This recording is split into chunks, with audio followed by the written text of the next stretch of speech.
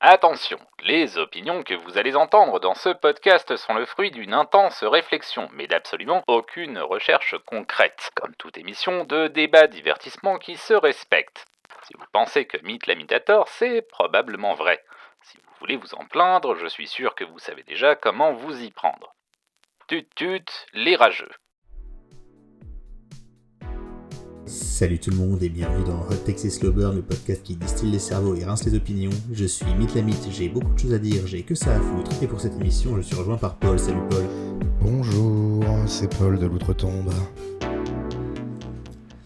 Alors Paul, tu as gagné de nombreuses casquettes depuis la dernière fois qu'on s'est vu pour un Hot Takes et Slow Burn. Ouais, je te confirme. Donc est-ce que tu veux refaire un petit peu le point sur ton rôle toujours plus extraordinaire dans Studio Carton C?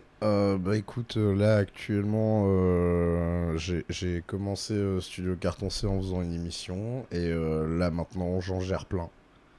Donc c'est très cool. Dont cette magnifique émission dans laquelle tu m'invites régulièrement. Et oui, donc on peut te retrouver dans Pragmastic, l'original, on peut te retrouver dans Tu vas me niquer la batterie,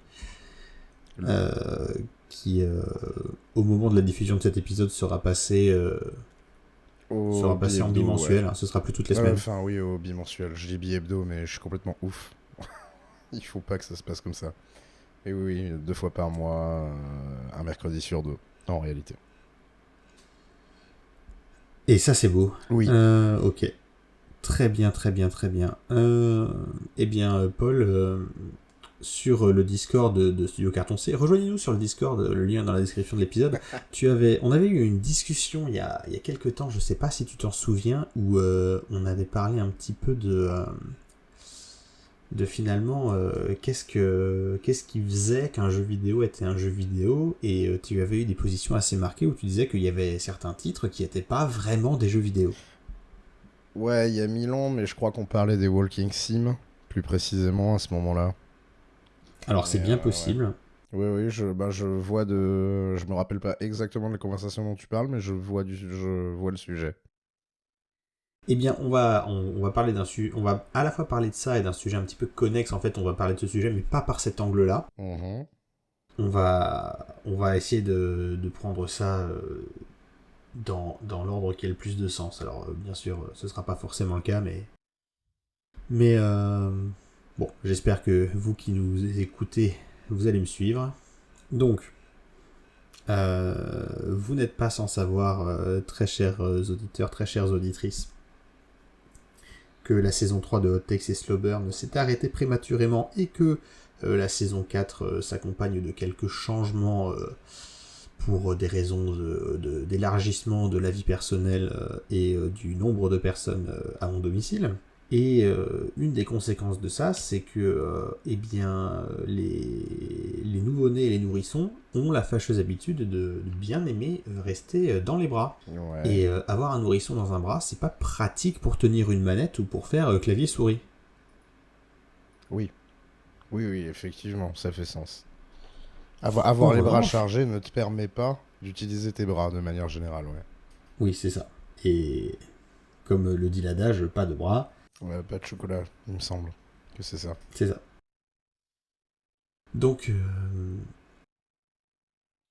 le truc, c'est que en revanche, comme c'est plutôt petit les 3 premiers mois de sa vie, ces bébés-là, on a souvent besoin d'un seul bras pour les tenir. Oui. Et donc, autant le jeu vidéo à 2 mains, c'est pas trop possible, autant avec un nourrisson endormi dans un bras, on a la deuxième main libre. Et il se trouve que il y a tout un monde merveilleux de jeux vidéo parfaitement adaptés à être joués à une main, qui sont les jeux mobiles. Ah, oui, ok, ouais. On va parler gacha, on va parler... Entre autres, mais pas que. Oh, intéressant. Parce que le jeu mobile est une frange de jeux vidéo que je connais pas bien. Parce que je suis pas du tout pratiquant de cette forme vidéoludique, donc je vais pas nécessairement être Si, très tu vas voir. réactif. Mais à mon avis, je vais pouvoir dire des trucs, je vais pouvoir dire des choses méchantes. Ah bah, tu Ça peux, me parce va. que donc, faute de grive, on mange des merles, hein, donc moi je me suis un petit peu trouvé à m'occuper avec un petit peu ces trucs-là. Un des points qui m'a frappé, c'est que beaucoup de ces jeux sont basés sur des techniques de game design un petit peu d'un autre âge. Hein, dans les années 2010, quand il était de bon ton de dénoncer l'usage des mécanismes de manipulation. On parlait de Skinner Box. Ah, oui, Euh, l'affaire des lootbox et autres joyeusetés qu'il y a eu il y a quelques années. oui, Oui. et que en fait, voilà, t'as du conditionnement opérant, voilà, c'est comme ça que ça s'appelle, pour mettre la personne qui joue dans un certain rythme et une certaine habitude de jeu, et ça retombe très souvent dans ces jeux mobiles, parce que tu vas avoir des limites de temps avant de pouvoir progresser, et que tu sois en train de jouer à un Candy Crush ou à un RPG en mode gacha. Donc les gachas, c'est un type de jeu, enfin, c'est un modèle économique basé sur les distributeurs de petits jouets mystères au Japon, qui s'appelle Gachapon, parce que c'est le bruit que fait la machine quand on fait tourner la molette pour faire tomber la capsule. Oui, qui ressemble un petit peu au gros distributeur de chewing-gum que votre mère ne vous a jamais laissé utiliser dans les supermarchés, là. Ouais, exactement. Donc l'idée de ces jeux, c'est qu'il y a beaucoup de personnages et qu'on peut, comme dans des cartes Panini ou des cartes Pokémon, on peut acheter des paquets mystères dans lesquels il y a des personnages, et, euh, et c'est pour ça que ces jeux s'appellent comme ça. Ce qui fait sens. Et en fait, qu'il y ait ou pas des mécaniques de recrutement de héros de type gacha dans ces jeux, la plupart d'entre eux ont aussi les mécaniques dont je parlais là, un peu à la Candy Crush ou des jeux à la con sur Facebook, où à un moment, il n'y a rien d'autre à faire qu'attendre pour que le jeu progresse, Mhm. même, euh, même si tu y mets des sous. Excuse-moi, j'ai raté juste le milieu de ta phrase. Qu'est-ce qui... Même si tu mets des sous, tu ne peux pas quoi? Bah, tu peux pas jouer, il faut attendre. Ah oui, la création de l'attente et de... Oui, effectivement, oui. Qui est une mécanique, enfin, qui est une... comment? J'allais dire une mécanique de jeu, mais est-ce qu'on peut vraiment appeler ça une mécanique de jeu? Puisque finalement, c'est des phases de non-jeu, C'est des phases de non-jeu, ouais. mais qui est un espèce de blocage que je ne trouve pas très... Enfin, clairement, enfin, c'est très prédateur, je trouve, ce C'est genre de extrêmement méthode. prédateur. C'est extrêmement prédateur et je ne comprends pas que ça n'ait pas déjà plus ou moins été régulé. Enfin, je dis pas qu'il faut mettre des gens derrière tous les utilisateurs, enfin tous les développeurs de jeux mobiles pour leur dire ah non, les time limits, c'est chiant, etc. Mais enfin, pour moi, c'est une mécanique qui crée de l'addiction. Enfin, c'est une façon de faire en tout cas qui crée une forme d'addiction puisque ça va te créer une forme d'attente et ton expérience casu va vraiment être constituée de haut de bas, enfin de haut de bas, de d'attente et de fixe d'héroïne et de redattente et de refixe d'héroïne. Enfin, Oui, c'est assez étrange, hein. avec des durées d'attente qui augmentent de manière Mais exponentielle. oui, puis qui sont débilement élevés. Enfin, Oui, c'est très étrange. Je... oui, parce que bon, j'ai fait un bref passage par une espèce de jeu je vais pas citer les noms des jeux auxquels j'ai joué, mais en gros c'était une espèce de MMO mais avec le gameplay d'un RTS. Oula. Ouais. Et donc t'avais ta petite base à la Warcraft 3 mais qui était persistante. D'accord. Et la durée pour construire les bâtiments de ta petite cité, ça se comptait en semaines si t'étais vraiment Oui, très, très à très haut avancé. niveau. Hmm. Enfin, ça se comptait en semaines jusqu'à ce que tu mettes la main au portefeuille, non, du coup? Alors oui, mais il y a des jeux où même si tu mets la main au portefeuille, il faut quand même attendre. Ça, c'est vilain. Ouais, alors bon, c'est pour mettre un pseudo pied d'égalité entre les gens qui payent et les gens qui payent pas. Oui, on vous voit. J'insiste sur pseudo. On vous voit, hein. Et alors, tu parlais du mécanisme d'attente et D'addiction, de en shoot fait, de finalement. dopamine. On peut Mais en presque même le temps, comparer à l'addiction, à mon ouais, sens. alors oui, en un sens, il y a le mécanisme d'addiction. Dans l'autre sens, ces périodes de non-jeu, eh ben, tu fais autre chose. Oui. Alors, Comme t'occuper d'un nourrisson, si, du coup. comme par exemple t'occuper d'un nourrisson, ou dans les cas les plus extrêmes, tu jongles entre 4 ou 5 gachas en même temps, et tu synchronises les timers pour que tu sois toujours en train de faire quelque chose. On est dans un nouveau level de la pratique, mais oui, oui. Oui, alors moi je ne le recommande pas, et je ne l'ai pas fait, mais j'ai vu des gens le faire. Et un autre truc qui m'a beaucoup marqué en fait sur ces jeux, c'est que la plupart d'entre eux, non seulement il y a ces attentes entre des nouvelles étapes du jeu, mais le jeu en lui-même ne demande pas beaucoup d'input de la part du joueur ou de la joueuse. Le jeu se joue quasiment tout Oui. seul. Oui, ça va ressembler à un... Oui, je vois ce que tu veux dire, effectivement. C'est-à-dire que souvent, ces jeux, ceux qui se présentent comme des RPG, tu as ton équipe de personnages, tu vas choisir les personnages que tu mets dans ton équipe, et éventuellement, selon le degré de sophistication du jeu, tu vas choisir comment tu les places au début des phases d'affrontement, mais tout le reste de l'affrontement va être automatisé. Oui, c'est l'équivalent d'un clicker, en fait, finalement. T'as autant d'interfaces, enfin, autant de... comment dire, d'interactions actives. Je sais pas si c'est le terme clair, mais t'as très très peu de contrôle direct sur les actions de ton truc. Ça peut se résumer à un auto-battleur, hein, finalement. Exactement. Et d'ailleurs, tu as raison, je me suis rendu compte que ces jeux avaient beaucoup de points communs avec les fameux clickers, dont le plus célèbre a été Cookie Clicker, mais il y en avait plein d'autres. Hein. Oui, bon, Je pense à Candy Box par exemple. oui, il y avait des trucs genre Clicker Heroes également. On avait dit qu'on citait pas de nom, mais comme on en a trois, c'est bon. Et ces jeux-là, qui étaient aussi très à la mode dans les années 2010, c'était terrifiant. Moi, je suis tombé au fin fond de l'abîme de Cookie Clicker. Hein. Il était En cookie, 2012-2013, c'était pas beau à voir. Hein. intergalactique, c'était moche. Ah, c'était pas beau à voir. Hein. C'est la satisfaction de voir les chiffres monter, en fait. Ouais, et c'était vraiment strictement ça. Donc Cookie Clicker, c'est un jeu où on clique sur un cookie et ça fait augmenter le nombre de cookies. Et puis après, on peut acheter Des trucs pour des faire des curseurs cookies qui vont plus cliquer à votre vite. place. Puis après, on peut acheter des mamies qui vont cuisiner des cookies dans leur cuisine. Puis après, on peut acheter des usines à cookies. Puis des mines à cookies.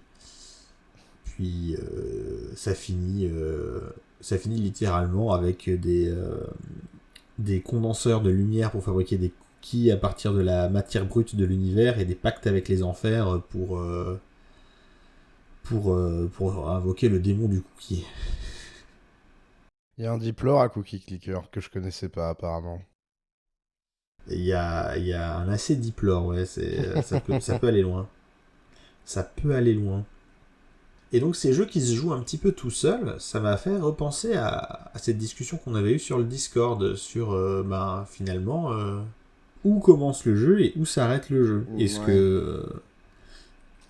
que quand je joue à Cookie Clicker, je suis vraiment en train de jouer à un jeu vidéo, et est-ce que c'est vraiment moi qui joue? Ah, c'est deux questions très différentes, ça. Pour le coup. Est-ce que t'es vraiment en train de jouer et est-ce que c'est vraiment moi qui joue? Enfin, pour moi, c'est des questions et des questionnements qui sont fondamentalement différents, du coup. Oui, je vois ce que tu veux dire, on peut les aborder Ouais, chacun à leur tour. pour moi, il faut les aborder autrement. C'est plus complexe que simplement parler de jeu, parce que le jeu n'est pas forcément, comment dire, une activité très définie. Euh, Toi-même, tu sais. Il y a tout un paquet de différences entre une partie de jeu de rôle, une partie de jeu vidéo et une partie d'un clicker quelconque. ou de ce que j'ai qualifié il y a des années de jeu Facebook et que je qualifierais toujours de jeu Facebook, qui rentrent en fait complètement dans la catégorisation de jeux qui te font attendre plus que tu ne fais et qui sont des espèces de pseudo-jeux de gestion, on va dire. Ouais, beaucoup d'entre eux, ouais. Bah, parce que oui, le fait de créer de l'attente et des... Je sais pas si on peut appeler ça des deadlines, mais de réguler en fait fortement l'expérience du joueur à une expérience qui serait en tout cas hors optimisation du temps de la part du joueur, serait vraiment vous aurez tous techniquement la même expérience à la même vitesse, sauf si vous sortez la carte ou le PayPal à un moment, quoi. Mais enfin, pour moi, Yes. c'est deux questions très différentes, et je pense que il y a jeu et jeu. Alors ça, c'est beau ce que tu dis. Ouais, non, non, mais ouais. C'est... il y a jeu et jeu. Il y a jeu... Comment dire? Ah, jeu actif, jeu passif, on va dire, faute de meilleurs termes là tout de suite. Parce que je suis un peu pris au dépourvu dans la réflexion. Mais je pense qu'il y a le jeu dans lequel le joueur est actif, partie prenante et intégré dedans. Et tu as le jeu que je vais appeler là pour cette émission le jeu passif, qui est en fait un mécanisme de jeu qui va te demander non pas un contrôle direct sur la situation, mais une espèce de bird's eye view euh, où tu vas simplement donner des directives qui vont se répercuter. Et en attendant, bah, tu pourras aller faire autre chose, comme la plupart des titres dont on, enfin, des genres et des titres dont on a parlé jusqu'à maintenant. Donc si je te dis jeu actif, jeu passif, sois pas perdu. Non, non, mais je vois bien de quoi tu parles. Ça, il y a eu aussi toute une période de jeux en ligne qui étaient Ah, par des espèces de forums, comme par oui. exemple O-Game, Oui, les O-Games, les Travian, les... Oui, oui. Bah, où ça fait vieux maintenant, non? ça commence à dater, et c'est pareil, c'était des jeux où j'ai connu des copains de promo qui mettaient des réveils à 3 heures du mat pour faire leur petite tambouille quand tout le monde dormait sur leur partie de O-Game. Ouais, moi, ma mère a fait ça très longtemps, hein. Ma mère était tombée là-dedans un peu. Enfin, tombée. Ça va, en fait, ma mère ayant quand même l'âge qu'elle avait à l'époque. Le recul fait que à un moment, bah, tu prends entre guillemets le jeu au sérieux, mais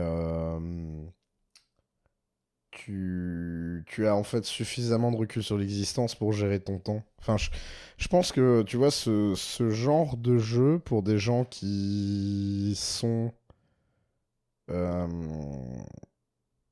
je vais pas dire préparés, parce que préparé n'est pas le bon terme, mais pour des gens qui ont déjà eu à gérer une vie active et des responsabilités, c'est peut-être beaucoup plus abordable et beaucoup moins simple de tomber dans l'addiction ou dans tu sais, dans tous les travers que peuvent entraîner ce genre de jeu, hein.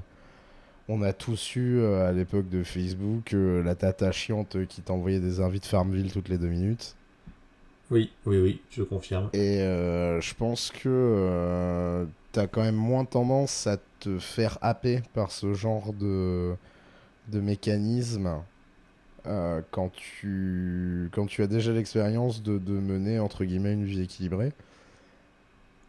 Mais après, ouais, t'as vraiment t'as vraiment ces deux profils de joueurs et un des profils de joueurs dont tu viens de parler qui sont les gens qui mettaient des alarmes et qui se réveillent. Moi, je le vis à la maison puisque ma compagne a tendance généralement à rester sur le jeu du moment et effectivement, moi, je me suis mis à appeler ça des jeux de manager en fait.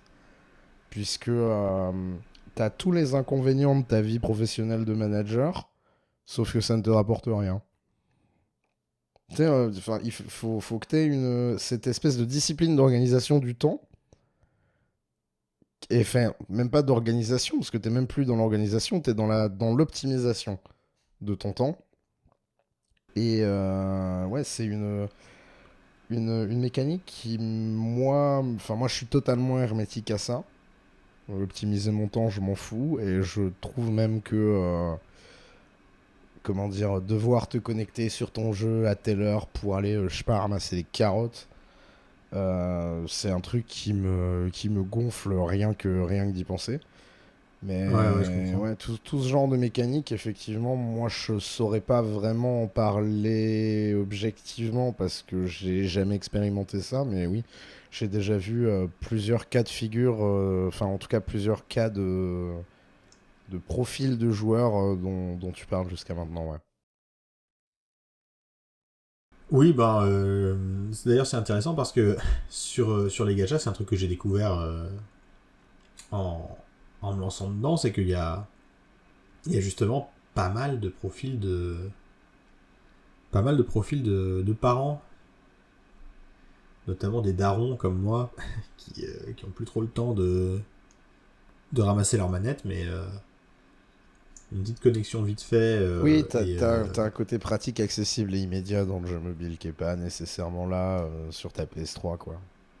non, vraiment pas. Donc ça remplit aussi une niche, mais je suis d'accord avec toi que après il y a la question il y a jeu et il y a jeu, ça je suis d'accord avec toi. Et ça rejoint un autre truc, tu parlais des inconvénients du boulot de manager mais sans le salaire, Oui, et ça me fait penser en fait au MMORPG, notamment là en ce moment c'est FF14 qui est à la mode, mais le Juggernaut qui oui, était inarrêtable, ça a longtemps été World of Warcraft. oui. Alors je vois où tu veux en venir. Et World of Warcraft, moi je n'y ai jamais joué, mais j'ai eu beaucoup d'amis qui y jouaient, et leur vie était organisée. Ils avaient 2 emplois du temps, Oui. ils avaient leur emploi du temps dans la vraie vie, et leur emploi du temps sur World of Warcraft, et l'emploi du temps sur World of Warcraft était souvent plus contraignant et avec plus de responsabilités que leur emploi du temps de la vraie vie. Ouais, mais après, là, on parle de peak World of Warcraft, du coup, hein, donc les premières Ah années, oui, I oui. guess.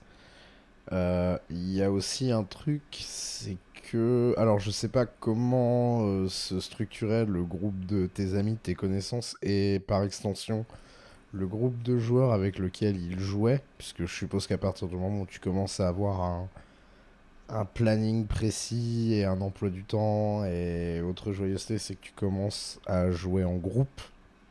Enfin, en tout Tout cas, à fait. sérieusement en groupe.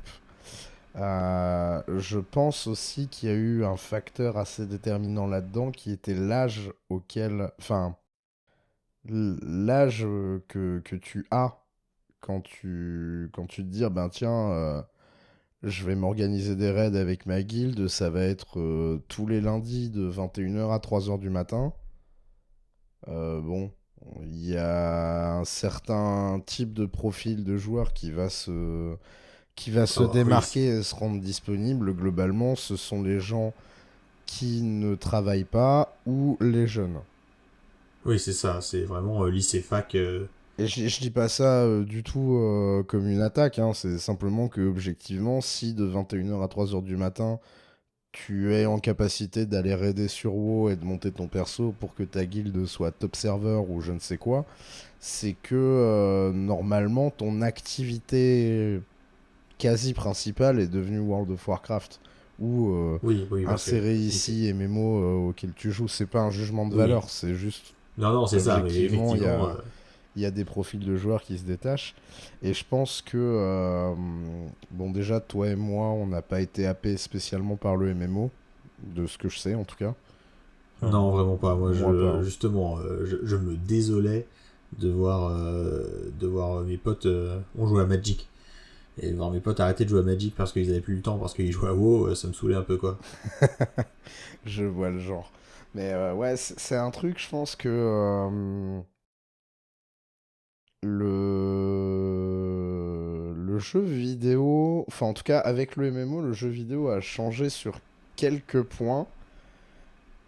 Et je pense que c'est à partir de ce moment-là qu'on a commencé à dire il n'y a pas de fun ici. Je sais qu'on en parle souvent en off. Je pense que tu as vu cette vidéo de Dan Olson qui s'appelle You Cannot Suck at Warcraft, Ouais, si je ne dis pas de bêtises. Pourquoi pourquoi c'est grossier d'être nul à Warcraft? c'est ça. Et bon, regardez-la, elle est très intéressante. Ah bah en fait j'allais t'en parler en plus parce que Incroyable. c'est dans cette vidéo-là qu'il aborde, je crois pas qu'il développe, mais il aborde les concepts de jeu agentif et de jeu libre. Ouais, peut-être. Je t'avoue, ça fait très longtemps que je l'ai pas regardé. Je me rappelle des grandes lignes de cette vidéo. Mais ouais, effectivement, je pense que ça va parler à tout un profil de joueurs. Et je pense que, tu vois, les joueurs de WoW de hier sont les joueurs de gacha d'aujourd'hui. Oui, oui, oui, ça Je pense qu'en fait, je l'ai repéré aussi. l'arrivée du gacha fait que... Enfin, comment... Elle est pas due, parce que je pense que le gacha... bon, en même temps, le gacha, enfin, comme tu l'as rappelé, c'était un truc physique un peu avant. Mais l'arrivée du jeu mobile, du jeu duquel t'es obligé de décrocher parce qu'à un moment tu peux plus rien faire et le jeu te bloque, je pense que c'est quelque chose qui s'est développé en réponse du fait que le gros boom des joueurs dont on parlait tout à l'heure, qui sont des joueurs de RPG, enfin de MMORPG, pardon, euh, sont tous devenus des darons ou sont rentrés maintenant dans la vie active, mais ils ont toujours cette habitude de jeu.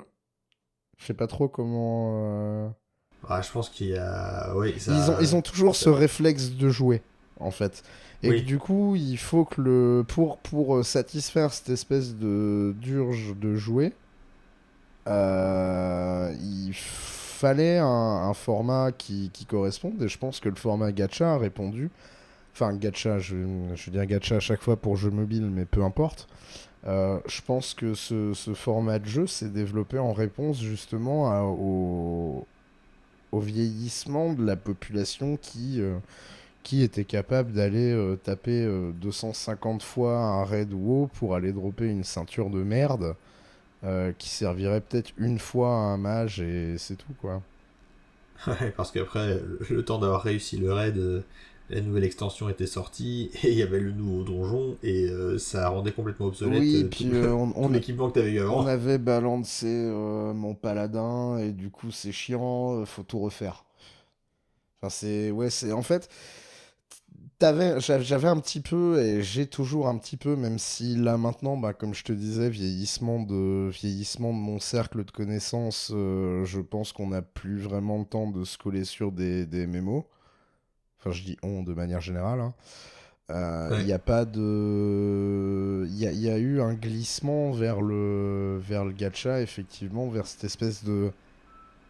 On pourrait même parler un peu de game as a service, puisque. Enfin, je sais que c'est pas vraiment la définition qui a été donnée quand on a commencé à parler de game as a service. Mais il y a quelque chose qui. T'as un côté un peu faussement altruiste de. J'ai quelqu'un qui me laisse jouer, mais j'ai également quelqu'un qui va me réguler sur ma pratique de jeu. Et dans le cas du jeu mobile, les trois quarts du temps, c'est la même personne. Oui, c'est ça. C'est la même personne qui décide quand tu joues et quand tu joues pas. C'est un peu ta run, mais en vachement moins bienveillant, je pense. Sauf si ta ROM était particulièrement toxique, évidemment, soutien aux enfants Oui, de parents toxiques, tout à fait. évidemment. On vous voit les parents toxiques. Ne pensez pas qu'on ne vous voit pas. On vous voit. Et ouais, non, je suis entièrement d'accord avec toi, c'est de la fausse bienveillance en fait, parce que le fait de dire allez maintenant c'est fini, et de prédire quand ce sera de nouveau le moment de jouer, ça crée une habitude, ça inscrit la pratique dans le quotidien et ça augmente considérablement la rétention du joueur de la joueuse et ça augmente aussi considérablement la probabilité de mettre la main au portefeuille. Oui, et il y a il y a un second effet pervers là-dedans, je trouve, c'est que tu as une attitude. Effectivement, en tout cas, il y a de la bienveillance. J'aime pas ce terme, mais Disons que tu as cette espèce d'entité bienveillante qui serait l'équivalent d'un maître de jeu qui va te dire, bon voilà, là tu as les possibilités de faire ça avec telle ressource, que je t'inclus ou pas la possibilité d'un choix pour... Enfin, de multiples choix excluants pour progresser est une chose ou autre. Mais il y a un espèce de côté infantilisant du joueur.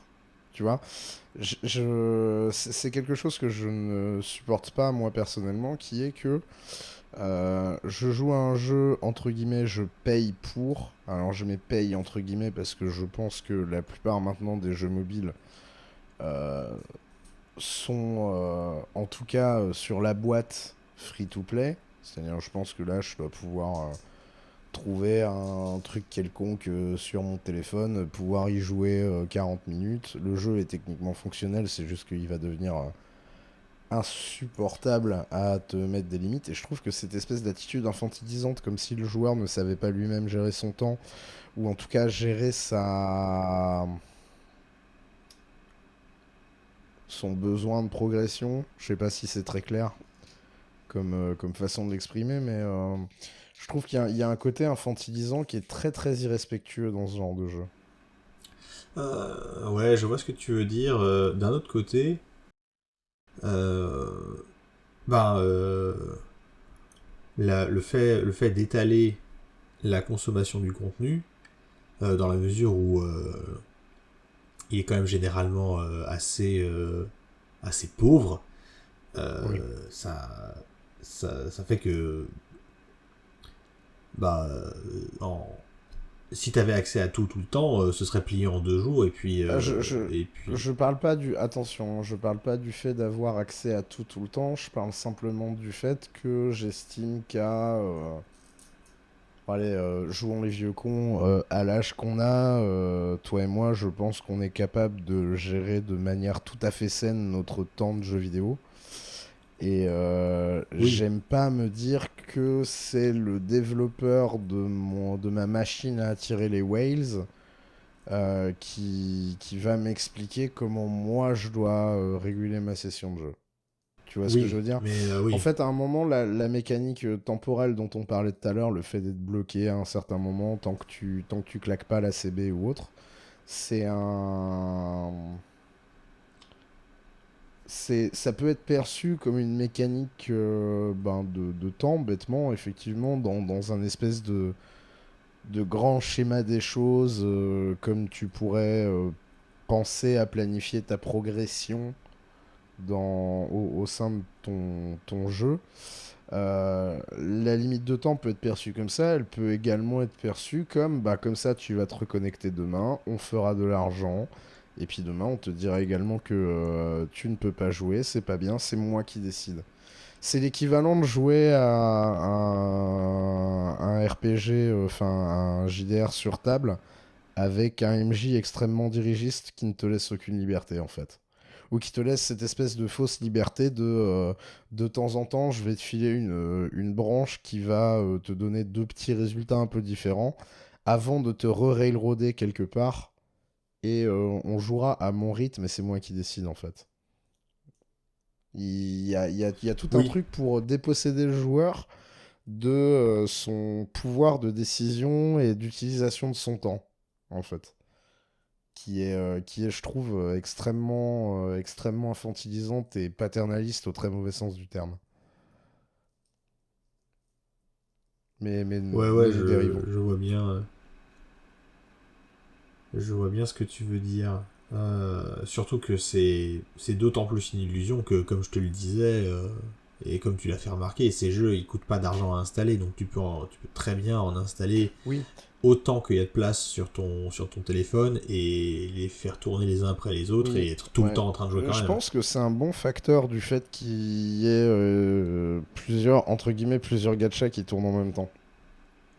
Parce que je pense que si tu décides de t'investir vraiment dans un jeu mobile, à mon avis, à part à un moment où tu vas commencer à claquer de la thune, tu, si ton besoin c'est de jouer et pas de passer le temps, de passer 5-10 minutes par là, je sais pas, 10 minutes de transport par ici ou par là, il y a forcément un moment où tu mettras la main au portefeuille. Et c'est la base du modèle économique de ce genre de jeu d'ailleurs. Oui, complètement.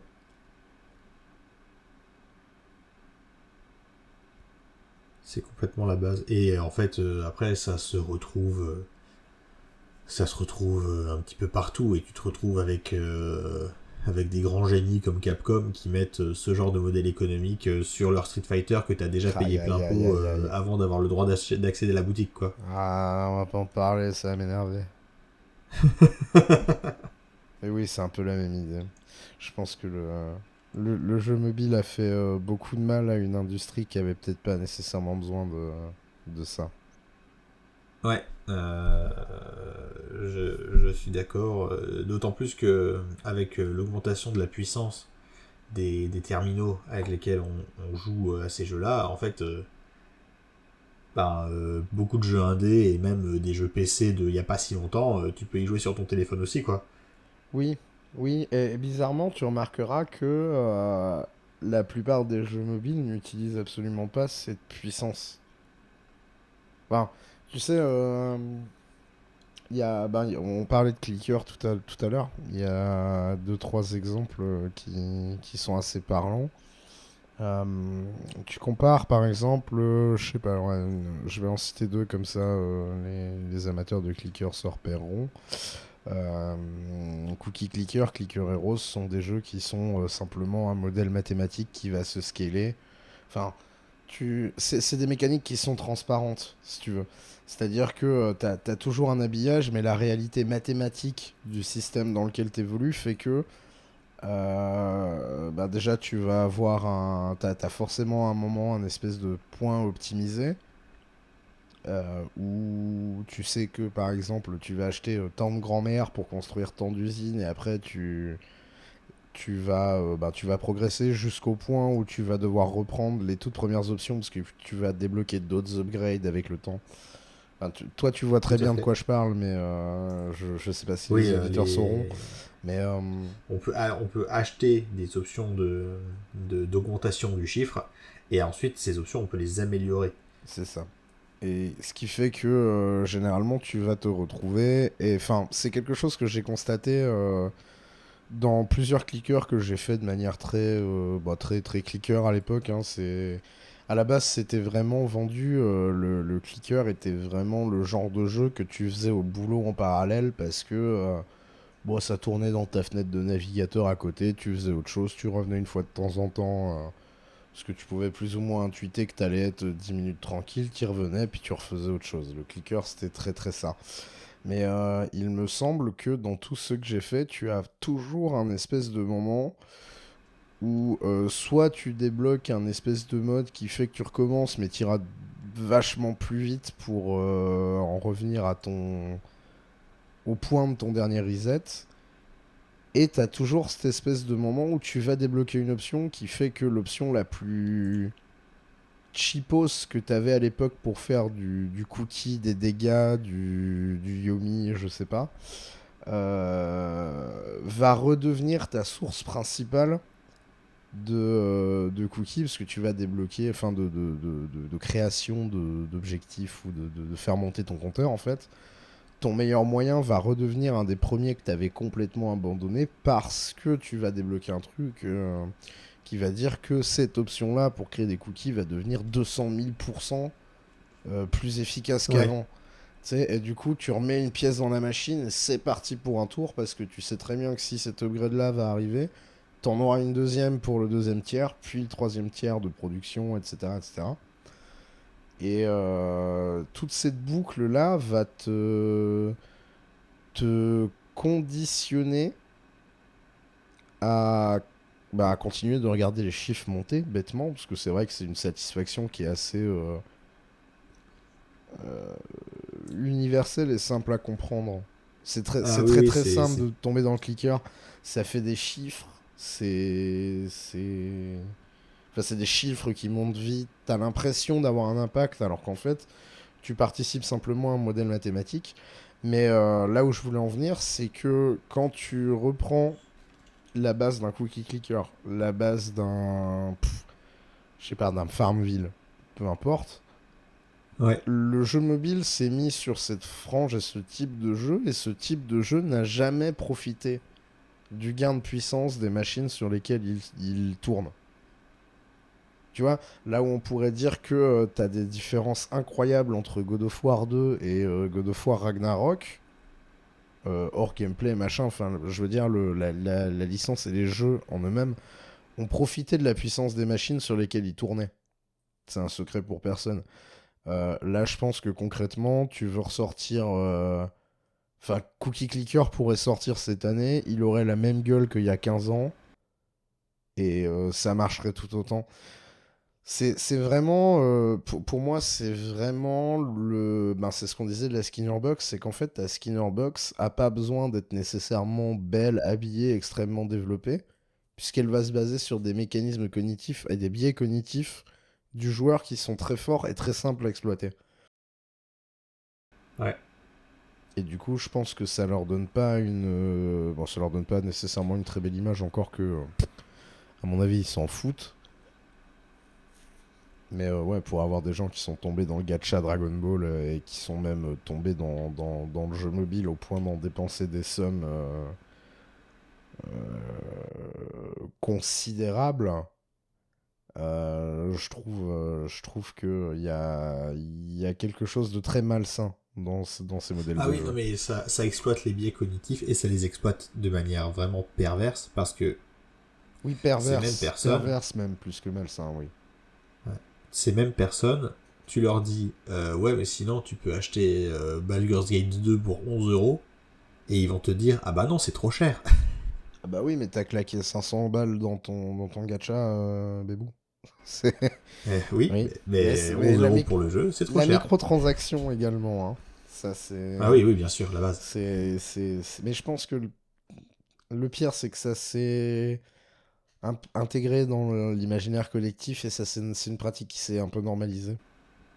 Oui oui bah c'était à l'époque c'était dans Oblivion. Je crois qu'il y avait eu le scandale des armures pour chevaux à, L'armure pour le DLC, armure pour cheval, je savais qu'on allait parler de ça, ouais. voilà, à 2,50 $ je crois c'était à Oui. l'époque. Mais je pense que tu vois, c'est l'espèce de d'alpha de ce modèle économique du jeu vidéo, ça. Parce Ah, que je oui, pense que c'est l'ouverture de la boîte de Pandore. exactement, c'est l'ouverture de la boîte de Pandore. Putain, on va vendre une armure de cheval à 2,50 €. Vas-y, fais-le, de toute façon, s'en fout, c'est Oblivion, puis on est Bethesda. Et là, les gens achètent, et tout le monde se dit, mais putain, attends, on peut faire ça? Et là, soudainement, explosion de cosmétiques, lootbox, billets de paris, enfin, les gambling addicts, etc. Il y a même eu, on en a eu au point où on a eu des directives européennes là-dessus, quoi. Ça a été, Ouais. c'est-à-dire qu'à un moment, la société civile a dû step up sur le privé et dire non, stop, on régule ça, c'est dangereux. Ah, il y a une très bonne vidéo de Philosophie Tube à ce Ah, je sujet l'ai pas vu. où c'était avant que la transition soit publique et donc elle se déguise en Jimquisition pour faire sa vidéo. Oui, d'accord, très bien. Je mettrai, si j'y pense, les liens dans la description. Comme d'hab. Comme d'hab.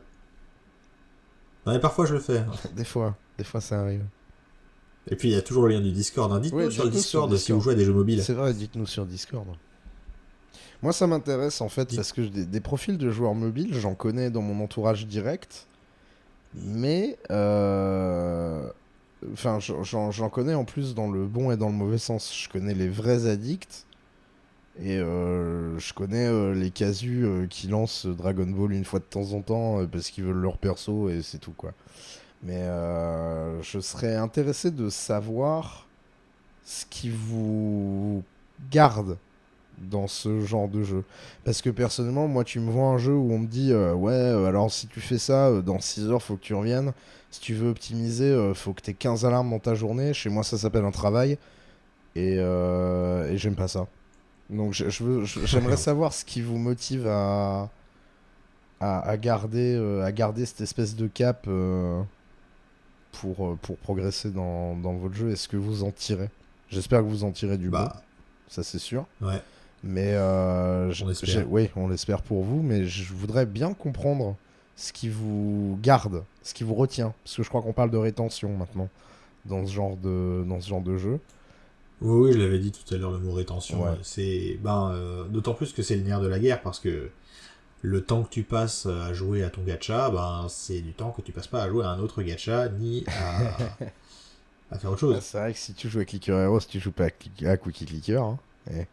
Eh oui, Eh, eh, Malinx. Malinx, Sauf si Malinx. tu ouvres deux tabs sur ton. Oui, non, mais là, tu viens de passer dans l'autre modèle de joueur, dans l'autre type de joueur. C'est l'autre catégorie de joueurs, du coup.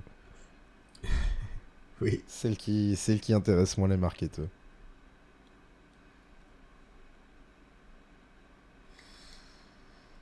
Ah, ouais, bah ouais. Non mais après ils sont malins, hein. Il y a aussi beaucoup de ces jeux freemium où si tu veux pas dépenser d'argent, t'inquiète bébou, tu peux regarder des pubs. Et Aïe, aïe, aïe, tu aïe, aïe. choisis.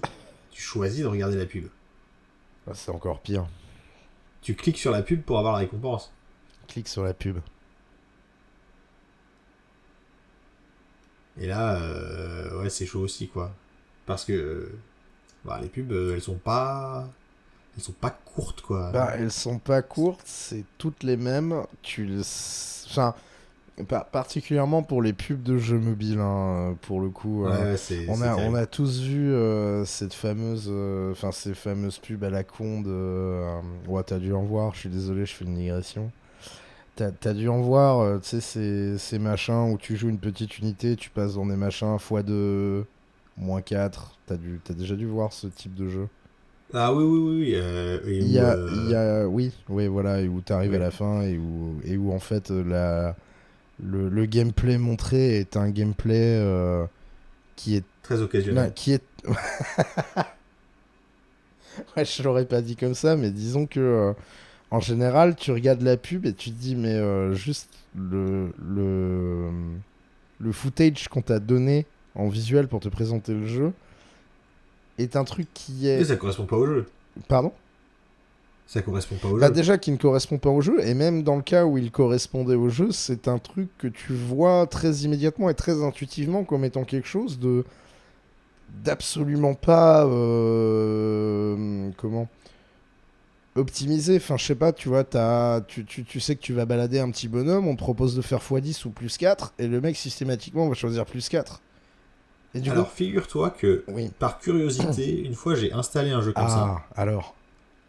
Et Et en alors, la fait, promesse c'était Bejeweled, c'était un match 3 nul. Non, non, alors, non, c'est très drôle parce que ça devient un argument marketing dans les pubs. Ah. La promesse c'était promis, le jeu est comme la pub. Oui, oui, bien évidemment, bien Et là, évidemment. ça devient quand même incroyable, quoi. Là, tu tombes dans un Euh, autre travers, ouais. et alors, effectivement, une bonne partie du gameplay du jeu consistait à déplacer un bonhomme de gauche à droite et à éviter des tonneaux et à Passer passer des portes de ski. passer des portes de ski. Mais il y avait deux choses. La première chose, c'est que c'était beaucoup plus... Ça ramait de ouf dans le Ah, vrai mais jeu, contrairement évidemment, à la pub. évidemment. Il y avait... Ce gameplay-là était complètement adossé à la fois à de la construction de base et à du gacha. Ah, ouais, donc toutes les parties qui pourraient être, comment dire, mal perçues par un public de joueurs qui serait plus averti que la moyenne. Ouais, donc c'est d'autant plus pervers. Et contrairement à la pub où tu te dis mais il est con le gars, pourquoi il va sur le -2 alors qu'il y a un x10 Oui, à ben voilà, c'est côté. ça, moi ça me frustre. Ouais, Je me mais en rappelle d'une fait, conversation avec toi sur les mecs qui font à bouffer, les vidéos de gens qui font à bouffer, qui étaient passées dans cette émission d'ailleurs, je crois, justement, où j'ai cette même espèce de réaction épidermique, genre, ah, ça m'énerve. Tu sais, ah oui, non mais il y a de quoi. Il y a de quoi. l'agacement. Et en fait, le truc, c'est que les niveaux, ils sont beaucoup plus durs que dans la pub. Parce que ça va très vite, le personnage est très glissant, il va pas où Ouais, tu lui dis d'aller. évidemment, oui. Et parfois, tu as juste des murs de divisé par 8. Et tu n'as pas le choix. Ouais, d'accord, très bien. Donc, mais alors ça, ce truc-là, tu vois, je l'ai regardé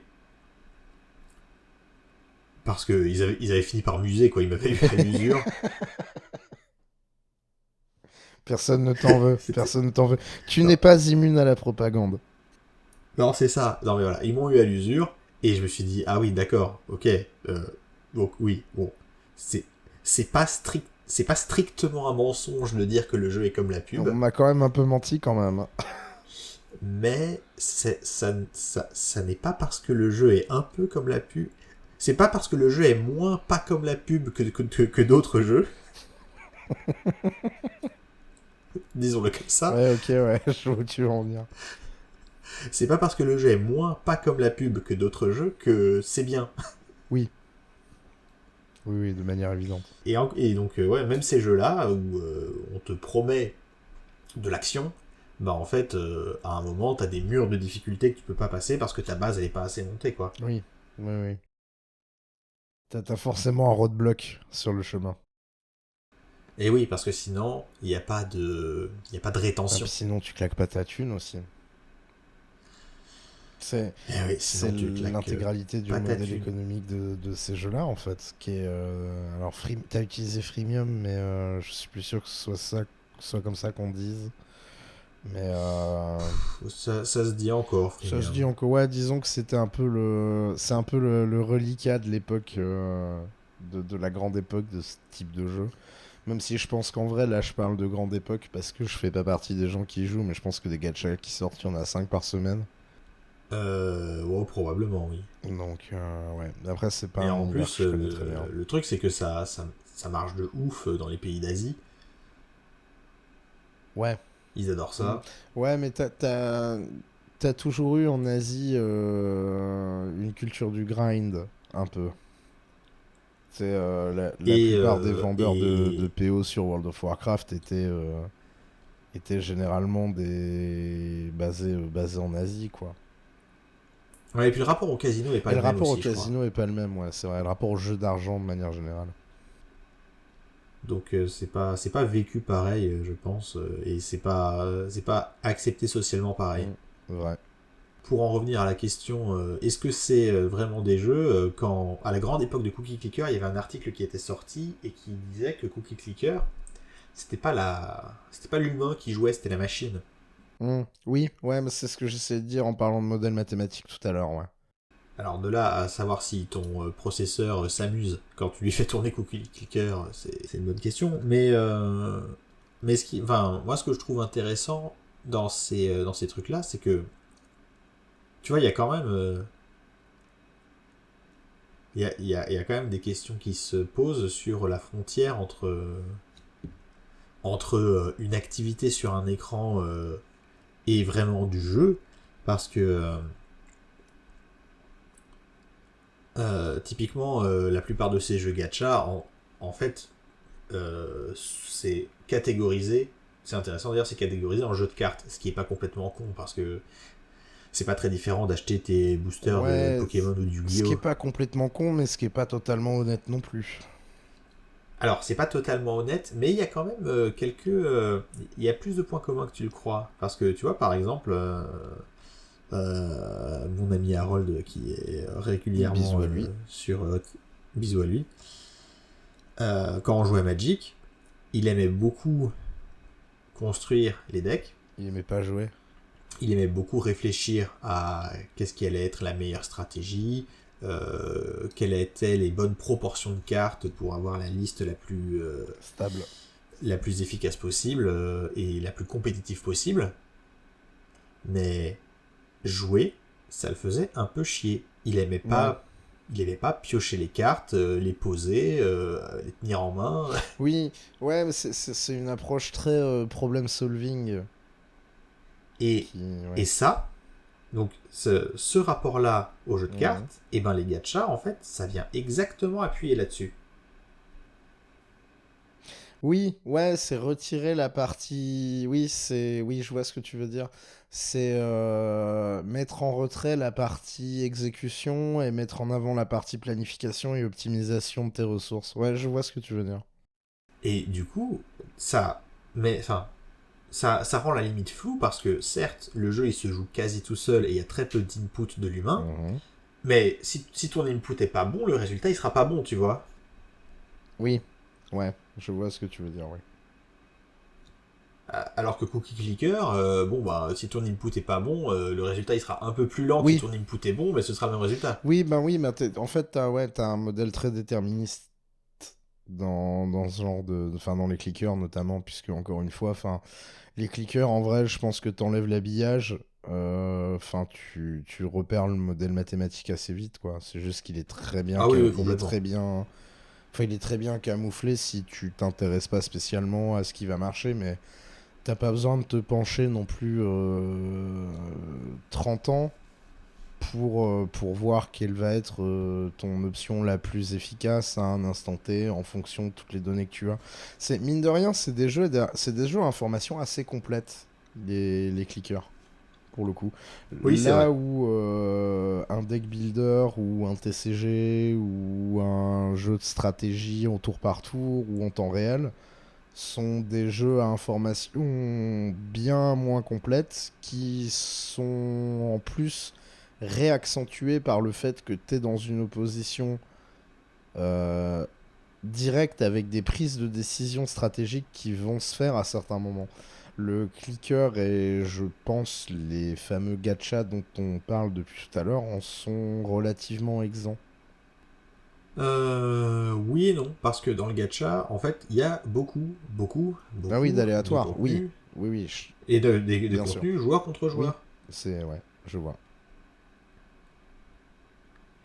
Et, euh, et alors, bon, souvent c'est asynchrone et ça fait que t'es pas aux prises avec quelqu'un en temps Oui, réel. et puis de manière générale, tu peux résumer ça à un énorme RPS, enfin pas un pierre-feuille-ciseau du coup, pardon, où finalement, soit tu vas trouver des moyens de limiter les dégâts, soit tu vas être dans une situation qui va te donner l'avantage, soit le désavantage. Mais il n'y a pas de... Ouais, comme tu dis, il n'y a pas nécessairement de prise de décision directe qui vont influer le déroulement de ton affrontement avec un autre joueur. Ça va simplement être un clash de chiffres qui est Oui, avec une petite dose d'aléatoire oui, qui voilà, fait que oui. parfois t'envoies la même équipe contre le même joueur et un coup tu gagnes, un coup Oui, tu mais perds, la mais seule variance va venir de là, si tu veux. Il n'y a pas de prise de décision à l'instant T, c'est de la non, planification, c'est... Ouais, ouais, c'est que de la planification. c'est ça. C'est pour ça que je parlais de jeux de manager. Moi, j'appelle ça des jeux de manager, hein, définitivement. Oui, oui, non, mais je vois ce que tu veux dire, c'est pas faux, mais en réalité, dans des jeux entre guillemets plus complets, et ben, t'as tout un profil de joueurs, de joueuses, qui n'aiment que ça. La planification et l'optimisation? Ouais, j'en Ouais. fais partie, typiquement. Et qui s'intéressent pas du tout à l'exécution. Ce qui, moi, me m'est un petit peu étrange. Enfin, j'ai appris à m'y faire, mais Oui, ça m'était un ouais, petit peu ouais. étranger parce que, tu vois, moi, les cartes Magic, ce que j'ai Moi, c'est de aimé, jouer. c'était les dessins, c'était le sentiment de. Enfin, je jouais à ça à moitié comme un JDR en Oui, fait. oui. Je me visualisais vraiment comme un sorcier qui invoquait des créatures. Oui, puis t'as Et aussi cette satisfaction de flouder ton board de 3-3 et de juste rouler sur la gueule des gens d'en face, quoi. oui, et de le faire, de manipuler les cartes, Oui, ouais. mélanger le paquet, piocher des cartes, Ouais, déplacer la t'as, carte d'une t'as zone à une l'autre. relation très physique au jeu, ouais. Ouais, en fait, et bah, d'ailleurs, je pense que c'est aussi pour ça que moi j'ai beaucoup aimé Inscription, parce que Ah, la première oui. partie de jeu, la sensorialité du jeu de cartes est Oui, très elle bien est très très retranscrite. bien, ouais. Je vois ce que tu veux dire. On a vraiment l'impression, il manque vraiment juste le toucher, quoi, sinon on y est. Mm.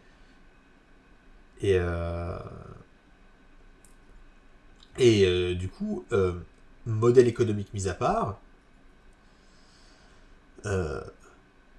est-ce que ces jeux sont moins légitimes avec des choses plus complètes comme Oui, un Baldur's Gate. Ouais. comme un Dark Souls, un Baldur's Gate, ou même un Mario Kart. Oui. Bah, Surtout que Mario Kart, bon, niveau variance, ça se pose là ouais, aussi. niveau Hein. variance, c'est pas mal, c'est pas mal. Mario Party, pour un exemple encore plus extrême. Ah Mais oui. oui, oui, il y a. Après, bon, t'as cette espèce de dichotomie de l'industrie du JV qui cherche à plaire à tout le monde et à des gens très spécifiques en même temps. Et pour le coup, ouais, t'as plein de profils de joueurs et je connais pas de. Enfin, à titre personnel, hein, encore une fois, je connais pas vraiment de gros joueurs et de joueurs de gacha. Enfin, de gros joueurs, je sais pas, de Dota, de League of Legends, de Counter-Strike, qui sont également des gros joueurs de gacha et inversement. J'en connais pas, personnellement. Alors après, effectivement, c'est peut-être deux catégories de joueurs qui ne sont pas. Comment dire? Qui ne sont pas des démographies de joueurs qui sont supposés se télescoper, en tout cas sur le papier. Mais t'as un côté où il faut que le jeu soit intéressant à planifier et intéressant à jouer. Et pour ça, il y en a très peu. Tu parlais des joueurs, tu parlais d'Harold qui joue au TCG et qui, lui, son délire, c'est le deck building et pas du tout le fait de tirer des cartes et de poser un board et de répondre à l'adversaire, de rentrer dans cette espèce de dialogue avec le joueur d'en face qui va être basé sur des actions, des contractions et une idée de tempo que tu vas pas nécessairement retrouver dans le clicker ou ailleurs. Je pense que ça parle à deux franges de la population qui sont très différentes. Et moi, je suis pas du tout de la frange du gacha. Personnellement, j'ai jamais touché un gacha de ma vie. Enfin, si. Si tu veux, le seul truc qui va ressembler à un gacha auquel je joue, c'est mon client pour jouer au Richie Mahjong, qui lui ne me donne que du cosmétique à tirer. C'est-à-dire que j'ai commencé à taper dans le cosmétique au bout de 250 heures de jeu, parce que bah, à un moment, tu t'assois sur la fight money, et tu te dis qu'il faut bien la claquer à un moment. Mais si tu veux le ressort pour relancer le jeu, chez moi, c'est le fait de jouer en opposition avec des gens et pas du tout la partie gacha, tu vois. Je pense que c'est le Oui. gacha done right. Tu gagnes pas d'avantage. Tu gagnes du cosmétique, mais tu ne gagnes pas d'avantage en jeu ou de free pass. Et à un moment, le jeu va pas te dire ah ben non frérot, tu peux pas jouer là. Tu rejoueras dans 6 heures. Donc Oui, oui, bien sûr. Bon, c'est sûr que ces trucs-là, ils sont limitants et ils sont frustrants. Et ils sont frustrants exprès. oui, oui, c'est ça en plus. C'est que c'est la mécanique perverse, c'est qu'elle est frustrante exprès. Si elle n'était pas frustrante exprès, à la limite, ça irait. À la limite. Calmons-nous. Ouais, mais du coup, pour parler un petit peu de ma hot take de cet épisode, Ah, et pour aller un petit peu plus loin dans la question de est-ce que c'est vraiment moi qui joue quand je lance un gacha et que les combats se font un peu sans moi. mhm. Est-ce que tu te rappelles la séquence du radeau sur la rivière dans Final Fantasy VI? Oui. Donc pour les gens qui connaissent pas, dans Final Fantasy VI, il y a une séquence où on est sur un radeau et il faut suivre les bons embranchements de la rivière pour arriver au bout de la séquence. Et si on ne prend pas les bons embranchements, on peut se retrouver à faire une boucle sur la Tourner rivière. en rond comme un âne. Tourner en haut comme un âne. Sauf que sur la rivière, il y a des rencontres aléatoires et des combats. Je vois où tu veux en venir. Et donc, il y a des gens, moi pas parce que j'avais pas le jeu à l'époque, mais il y a des gens qui, la légende raconte, qu'il y a des gens qui auraient mis un poids sur le bouton de confirmation de leur manette, Oui. et laisser le jeu tourner toute la nuit pour faire Ouais. très grand nombre de combats aléatoires sur la boucle de la rivière et avoir accumulé énormément de points d'expérience le lendemain matin. Oui. Ce qui trivialise le reste du jeu. Oui. Ouais, je vois. Et je te pose la question, Paul. Les gens qui ont fait ça, est-ce qu'ils ont joué à Final Fantasy VI ? Alors, en fait, la question est complexe parce que ça dépend où est-ce que tu vas placer le curseur dans je joue. On a eu le débat pendant très longtemps dans le jeu vidéo des ludologues contre les narratologues. Il y en a, bon, l'important dans le JV, c'est l'histoire, c'est ta façon de l'aborder, c'est comment tu vas t'intégrer en tant que joueur dans l'univers. Et t'as la partie des gens qui sont les connards de base comme moi, qui vont voir le jeu comme une expérience qu'ils vont vivre à travers le prisme du gameplay et de la difficulté qui est supposément équilibrée. Je pense que ces deux types de personnes jouent au jeu, ils n'en tirent simplement pas la même expérience de jeu. Et moi, il y a une expérience de jeu qui m'intéresse plus que l'autre. C'est la partie, effectivement, me confronter à la difficulté, réfléchir au système, réfléchir à comment exploiter le système qu'on te met dans les mains aussi, parce que ça reste une composante assez importante du JRPG traditionnel, on va dire. Ah bah oui. Écoutez l'épisode que j'avais fait sur les JRPG. Oui. Oui, il était très bien. Je me rappelle que tu avais parlé de ce genre de... Enfin, vous aviez abordé ce genre de réflexion. Mais je pense que il y a jouer et jouer, que jouer c'est pas pareil pour tout le monde, que je ne comprends pas la définition de jouer chez certaines personnes. Après, si tu me demandes mon avis très perso, est-ce que les gens qui ont grindé 77 heures sur la rivière pour rouler sur le reste du jeu ont vraiment joué à Final Fantasy VI? Je pense qu'ils ont... Ils ont expérimenté le narratif de Final Fantasy VI, mais je pense pas qu'ils y aient tiré un jeu au sens ludique du terme. Mais c'est ma vision très perso. Ouais, je vois ce que tu veux dire, mais d'un autre côté, ils ont appuyé sur les boutons et ça a fait avancer le Oui, jeu. ou la Donc, brique de jus d'orange a appuyé sur les boutons. Tu sais pas. Oui, la La nuit, nuit. mais le lendemain matin. Ah bah le lendemain, oui, il a fallu qu'il se déplace. Oui. Oui, effectivement. Oui, parce que parce que c'est pas la fin du jeu, hein, la rivière à Final Non, Fantasy VI, vous c'est êtes, relativement vous êtes tôt. Hein. globalement au début, ouais. Donc, non mais tu vois, Mais c'est une question de curseur. Et du coup, ça veut dire aussi que les clickers, les gachas, les jeux Facebook, c'est plus complexe que de juste dire c'est le degré zéro du jeu, c'est quasiment des non-jeux, oui, et, oui. et Je de vois ce que et tu de veux pas dire. vouloir être associé à... En disant qu'on apprécie les jeux vidéo, de pas vouloir être associé à ce genre de produit. Alors qu'en réalité, ils ont beaucoup de points communs avec les trucs qu'on estime légitimes. Oui, ouais, je vois où tu veux en venir. Après, c'est quand même deux manières d'aborder le médium qui sont diamétralement opposées. Mais oui. Il y a... Oui, bah ça, C'est autre chose.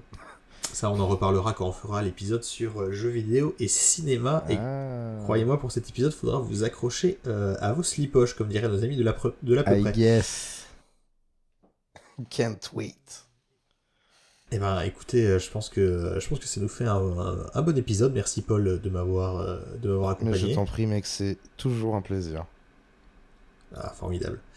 Donc, je vous rappelle que Studio Carton C produit, en plus de Tex et Slowburn, Pragmastic, Tu vas me niquer la batterie, Roll You Full avec Sectaire et son acolyte Styr, et puis des petits nouveaux très bientôt. Soon TM, on espère. Soon TM, on espère. Vous pouvez nous retrouver sur les réseaux sociaux du démon quand je n'oublie pas de poster dessus, mais bon, je vais m'autodiscipliner un petit peu avec en plus un seul épisode par mois, je n'ai plus d'excuses. Ouais. Et c'est Sectaire qu'il faut remercier maintenant pour le montage de l'épisode, puisque il a hérité de la tâche. Merci à lui. Merci à Simon pour la musique du générique. Simon revient bébou. Et retrouvez la page YouTube de Simon dans la description de l'épisode. Et puis merci à vous de nous écouter, évidemment. On se retrouve le mois prochain. D'ici là, je suis toujours Mythlamite et continuez d'ouvrir votre esprit en dépensant des sommes à 4 chiffres dans un jeu qui se joue tout seul. Allez, salut tout le monde. Salut.